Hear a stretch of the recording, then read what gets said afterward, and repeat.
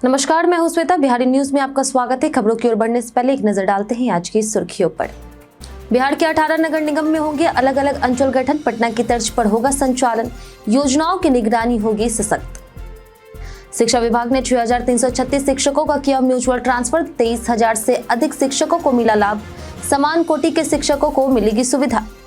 पंचायत निरीक्षण रिपोर्ट अब mobile app और पोर्टल पर अनिवार्य। सचिव ने सभी प्रखंडों को दिया निर्देश। 15वें और 6ठे वित्त आयोग की योजनाओं की हुई समीक्षा।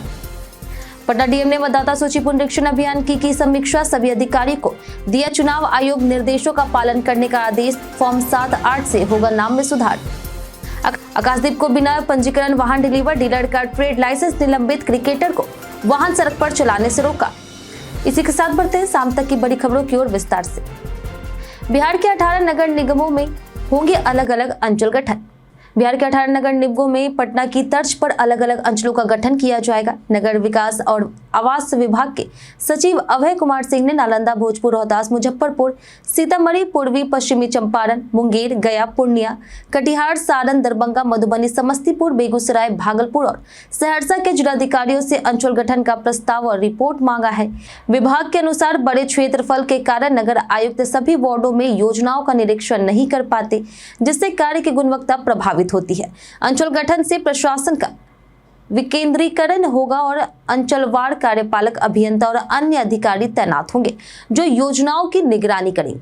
नगर आयुक्त इन पदाधिकारियों की मदद से पूरे नगर निगम का संचालन अधिक प्रभावी ढंग से कर सकेंगे। वर्तमान में पटना नगर निगम में ऐसे 6 अंचल हैं जिन्हें अन्य नगर निगमों में भी लागू करने की योजना है। विश्व हाथी दिवस पर संरक्षण और संख्या बढ़ाने का संदेश। हर साल 12 अगस्त को विश्व हाथी दिवस मनाया जाता है ताकि घटती हाथियों की संख्या और उनके संरक्षण पर ध्यान दिया जा सके। एशियाई हाथियों की संख्या 48 से 52,000 रह गई है, जिनमें 60% भारत में है। पर्यावरण, वन और जलवायु परिवर्तन विभाग ने इस अवसर पर कहा है कि हाथी शक्ति, समृद्धि और पवित्रता के प्रतीक होने के साथ साथ हमारे इकोसिस्टम के अहम हिस्से हैं। भारत सरकार ने 2010 में हाथी को राष्ट्रीय धरोहर पशु घोषित किया था। विभाग हाथियों के प्राकृतिक आवास की रक्षा, शिकार रोकने और मानव हाथी संघर्ष कम करने पर जोर दे रहा। शिकार और जलवायु परिवर्तन इनकी संख्या घटा रहे। हाथी जंगल के प्रहरी और हमारी संस्कृति विरासत के प्रतीक है। दुनिया का सबसे बड़ा स्थलीय जानवर होने के नाते ये संवेदनशील और सामाजिक जीव है जो मृत साथियों का शोक भी मनाते हैं। बिहार में 23,000 से अधिक शिक्षकों का हुआ म्यूचुअल ट्रांसफर। शिक्षा विभाग ने बिहार में विभिन्न जिलों के 6,336 शिक्षकों का म्यूचुअल ट्रांसफर किया है। इससे पहले 2 चरणों में 28 जुलाई तक 17,242 शिक्षकों का ट्रांसफर हुआ था। इस तरह 3 चरणों में कुल 23,578 शिक्षकों को लाभ मिला है। अपर मुख्य सचिव डॉक्टर एस सिद्धार्थ के अनुसार म्यूचुअल ट्रांसफर का विकल्प अभी भी खुला है और समान कोटि के शिक्षकों को एक दूसरे की जगह स्थानांतरित किया गया है। इस शिक्षा कोष पोर्टल पर ट्रांसफर के बाद शिक्षकों के नाम दिखने लगे हैं। इनमें प्राथमिक से लेकर के उच्च माध्यमिक तक के शिक्षक शामिल हैं। सभी ने इसके लिए ई शिक्षा कोष पोर्टल पर आवेदन किया था।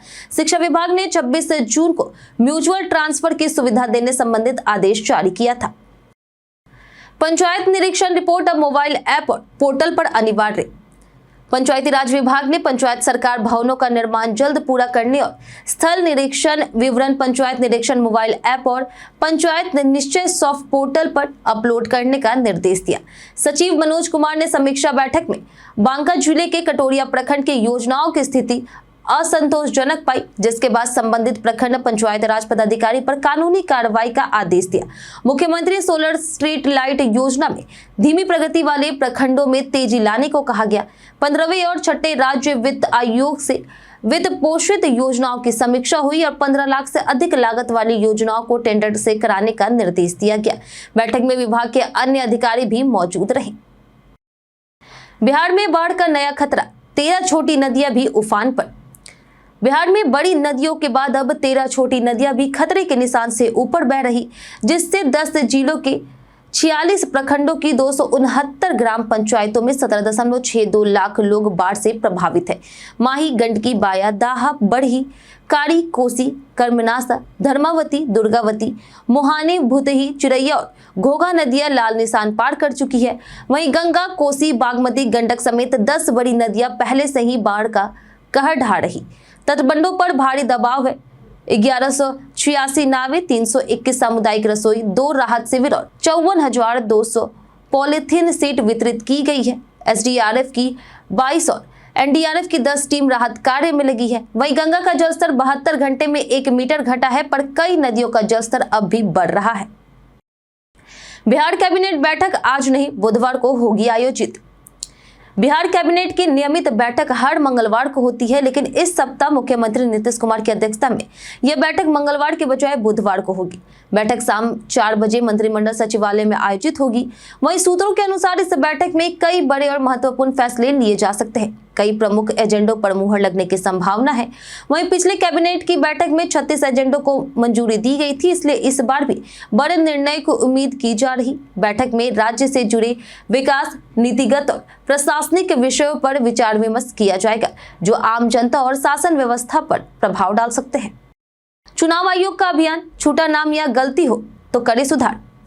पटना डीएम ने निर्वाचक सूची के विशेष गहन पुनरीक्षण अभियान 2025 की समीक्षा करते हुए सभी अधिकारियों को भारत निर्वाचन आयोग के निर्देशों का पालन करने के आदेश दिए। यह अभियान 1 सितंबर 2025 तक रोज सुबह 10 से शाम 5 बजे तक सभी प्रखंड, अंचल और शहरी निकाय कार्यालयों में चलेगा। मतदाता अपनी जानकारी जांचे, गलती मिलने पर फॉर्म 8 भरकर सुधार कराए। 18 साल पूरे कर चुके या फिर 1 अक्टूबर 2025 तक होने वाले नए मतदाता फॉर्म 6 भरकर नाम जुड़वा सकते हैं। नाम हटाने के लिए फॉर्म 7 और स्थानांतरण सुधार के लिए फॉर्म 8 भरी। सभी फॉर्म ईसीआई और CEO Bihar website ECI net और बीएलओ से मिलेंगे। ऑनलाइन voters.eci.gov.in पर भी उपलब्ध है। बिहार में किसानों को मशरूम उत्पादन पर 90% मिलेगा अनुदान। बिहार में किसानों की आय बढ़ाने और स्वरोजगार को बढ़ावा देने के लिए 2025-26 में मशरूम की विशेष योजना तैयार की गई है। उप मुख्यमंत्री विजय कुमार सिन्हा ने बताया कि योजना पर 13.96 करोड़ रुपए खर्च होंगे।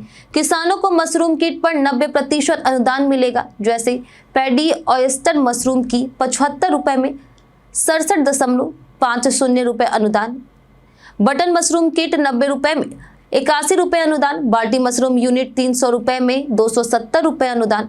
पैडी ऑयस्टर और बटन मशरूम के लिए 25 से 100 किट और बाल्टी मशरूम के लिए 2 से 10 यूनिट की सीमा तय है। मशरूम हट निर्माण पर 50% अनुदान यानी 89,750 रुपए मिलेगा। किसानों को तकनीकी प्रशिक्षण, झोपड़ी निर्माण, भूसा स्पॉन उपकरण और मिट्टी की सुविधा दी जाएगी। योजना का लाभ सभी 38 जिलों के किसान उठा सकेंगे। पटना से प्रमुख शहरों तक सुपरफास्ट ट्रेन सेवा की तैयारी। बिहार सरकार पटना से प्रमुख शहरों तक तेज रेल संपर्क के लिए सुपरफास्ट ट्रेन सेवा शुरू करने की योजना बना रही। केंद्र सरकार और रेल मंत्रालय को प्रस्ताव भेजने की तैयारी है। वहीं मुख्य सचिव अमृतलाल मीना की अध्यक्षता में हुई इस समीक्षा बैठक में रेल और सड़क परियोजनाओं की प्रगति पर चर्चा हुई है। वहीं वर्तमान में वंदे भारत, सीमांचल एक्सप्रेस और नमो भारत जैसी सेवाओं से कई शहरों की यात्रा समय में कमी आई है। जैसे पाटलिपुत्र मुजफ्फरपुर 90 मिनट, पटना गया 1 घंटा 15 मिनट, पटना पूर्णिया 6 घंटे 50 मिनट। अब पटना से पूर्णिया, जयनगर, मुजफ्फरपुर होते हुए और भागलपुर के लिए नई सुपरफास्ट ट्रेन सेवाओं की मांग की जाएगी। योजना का उद्देश्य राज्य में तेज, सुविधाजनक और समय बचत करने वाली यात्रा सुविधा उपलब्ध करानी है, ताकि सड़क मार्ग के साथ साथ रेल नेटवर्क की भी मजबूती हो सके। सितंबर में टीआरई 4 से 50,000 शिक्षकों की होगी भर्ती। बिहार के सरकारी विद्यालयों में चौथे चरण यानी टीआरई 4 में 50,000 से अधिक शिक्षकों की नियुक्ति के लिए शिक्षा विभाग ने रोस्टर क्लियरेंस प्रक्रिया तेज कर दी है। रिक्त पदों का आकलन पूरा हो चुका है और जिलों को 1 सप्ताह में रोस्टर क्लियरेंस के साथ रिक्तियों की सूची भेजने का निर्देश दिया गया। इसके बाद अधियाचना इस माह के अंत तक बिहार लोक सेवा आयोग को भेजी जाएगी। सितंबर में नियुक्ति प्रक्रिया शुरू होने की संभावना है। चौथे चरण में उन पदों पर नियुक्ति होगी जो पहले के चरणों में खाली रह गए थे। इसके बाद बचे हुए पदों पर टीआरई 5 के तहत भर्ती होगी। टेका बिगहा स्टेशन के पास ट्रैक धंसा, 3 ट्रेनें रुकी। पटना मोकामा रेलखंड पर सोमवार शाम टेका बिगहा स्टेशन के पास बड़ा हादसा टल गया। लगातार बारिश से रेलवे ट्रैक के नीचे से मिट्टी निकलने के कारण डाउन लाइन आंशिक रूप से धंस गई, जिससे 3 ट्रेनों का परिचालन करीब 1 घंटे तक बाधित रहा। वहीं शाम 6:30 बजे पटना जयनगर नमो भारत रैपिड ट्रेन के चालक को पिलर संख्या 503/12 के पास झटका महसूस हुआ तो उसने गति कम कर कंट्रोल और स्टेशन मास्टर को सूचना दी। इंजीनियरों की टीम ने मौके पर पहुंच करके ट्रैक को दुरुस्त किया और शाम 7:30 बजे धीमी गति से ट्रेनों के संचालन का आदेश जारी किया गया। इस दौरान कमला गंगा इंटरसिटी करौता में रुकी रही, जबकि 2 मेमू पैसेंजर ट्रेनों का आधा घंटा अलग अलग स्टेशनों पर खड़ा रहना पड़ा। फिलहाल ट्रैक की निगरानी बढ़ा दी गई है और ट्रेनों को सतर्कता से चलाया जा रहा। बेगूसराय में घुसखोर महिला दरोगा निलंबित। बेगूसराय के नावकोठी थाने में तैनात महिला दरोगा लीलावती देवी को रिश्वत मांगने के आरोप में एसपी मनीष कुमार ने निलंबित कर दिया। लीलावती, जो हाल ही में सिपाही से प्रमोशन पाकर के दरोगा बनी थी, पर केस की धारा हटाने के बदले पैसे मांगने का आरोप है। 10 अगस्त को उनका एक वीडियो सोशल मीडिया पर वायरल हुआ, जिसमें वह नाम हटाने के लिए रकम मांगती दिखी। जांच में आरोप सही पाए जाने पर कर्तव्यहीनता और अनुशासनहीनता के तहत कार्रवाई की गई। निलंबन अवधि में उन्हें जीवन यापन भत्ता भी मिलेगा। मामला कांड संख्या 160/25 से जुड़ा है, जिसमें आरोपी मोहम्मद तनवीर ने पुलिस को वीडियो सबूत दिया था। यह घटना थाने में हड़कंप का कारण बनी। एएनएम पद आवेदन त्रुटि पर हाईकोर्ट ने याचिका खारिज की। पटना हाईकोर्ट ने एएनएम पद के लिए आवेदन में कोटि संबंधित त्रुटि के मामले में प्रार्थी चांदनी कुमारी की याचिका खारिज कर दी है। न्यायमूर्ति हरीश कुमार की एकलपीठ ने कहा कि ऑनलाइन आवेदन में हुई गलती की जिम्मेदारी आवेदक की होती है। चांदनी का कहना था कि वह कंप्यूटर में दक्ष नहीं है और साइबर कैफे से फॉर्म भरवाया, जहां तकनीकी त्रुटि से ईबीसी की जगह बीसी कोटि दर्ज हो गई है। तकनीकी सेवा आयोग द्वारा सुधार का मौका देने पर उसने संशोधन किया और काउंसलिंग में भी भाग लिया, लेकिन उसे अनारक्षित कोटि का मानकर नियुक्ति सूची से बाहर कर दिया गया। उसने दावा किया कि गलती जानबूझकर नहीं हुई और ईबीसी कोटि की अभ्यर्थी है। कोर्ट ने त्रुटि को स्वयं की जिम्मेदारी मानते हुए राहत देने से इनकार कर दिया। मंत्री अशोक चौधरी ने बताई नीतीश की सादगी की कहानी। जेडीयू नेता और मंत्री अशोक चौधरी ने मुख्यमंत्री नीतीश कुमार की सादगी का जिक्र करते हुए बताया कि सीएम आवास के उनके बेडरूम में सिर्फ एक चौकी जैसा बिस्तर, 2 प्लास्टिक की कुर्सियां, एक अलमारी है और वे आज भी चौकी पर ही सोते हैं। उन्होंने कहा कि नीतीश राजनीति को सेवा भाव से देखते हैं, ना कि व्यक्तिगत लाभ के लिए। चौधरी ने कहा कि 2017-18 की घटना याद करते हुए उन्होंने बताया कि तबियत खराब होने पर भी नीतीश चौकी पर लेटे थे।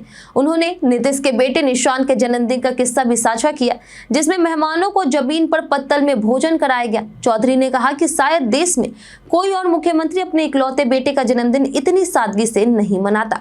साथ ही उन्होंने लालू प्रसाद यादव के सत्ता में बने रहने की रणनीतियों पर भी टिप्पणी की। आकाशदीप को बिना पंजीकरण वाहन डीलर निलंबित। भारतीय क्रिकेटर आकाशदीप सिंह को बिना पंजीकरण और हाई सिक्योरिटी नंबर प्लेट की टोयोटा फॉर्च्यूनर डिलीवर करने पर लखनऊ के सनी मोटर्स पर कार्रवाई हुई। परिवहन विभाग ने डीलर को कारण बताओ नोटिस और 1 माह के लिए टेंडर लाइसेंस निलंबित कर दिया। इसी डीलरशिप से पहले भी इनोवा बिना पंजीकरण पकड़ी गई थी। विभाग ने क्रिकेटर को वाहन उपयोग रोकने का निर्देश दिया है और चेतावनी दी कि नियम पूरे किए बिना सड़क पर ना चलाए, वरना वाहन जब्त होगा। जांच में पाया गया कि डिलीवरी केंद्रीय मोटरयान नियमावली का उल्लंघन है। परिवहन आयुक्त ने कहा कि कानून सब पर समान है, चाहे सेलिब्रिटी हो या कोई और। विभाग ने सड़क सुरक्षा और नियम पालन सुनिश्चित करने के लिए 0 टॉलरेंस नीति अपनाई है। डीलर का कहना है कि टैक्स और बीमा बाद में जमा किया गया, अब सभी कागजात पूरे हो गए हैं। बीते दिन हमारे द्वारा पूछे गए सवाल का जवाब आप लोगों में से बहुत लोगों ने हमारे कमेंट बॉक्स सेक्शन में लिख कर दिया है। जिन्होंने हमारे द्वारा पूछे गए सवाल का जवाब दिया है उनके नाम है पिंकेश कुमार, मनोज दास, जितेंद्र ठाकुर, राजकिशोर महतो, मुन्ना प्रसाद, शिवशंकर शुक्ला, रंजीत मिश्रा, नौशाद रजा, राम बाबू दास, अरसलन कौशल, लक्ष्मी मेहता, सुमित कुमार, सोनाली कुमारी, राकेश मिश्रा, दीपक कुमार, सनी यादव, रंजीत यादव, रवि मोहन वर्मा, लाल बाबू शर्मा और रमेश कुमार।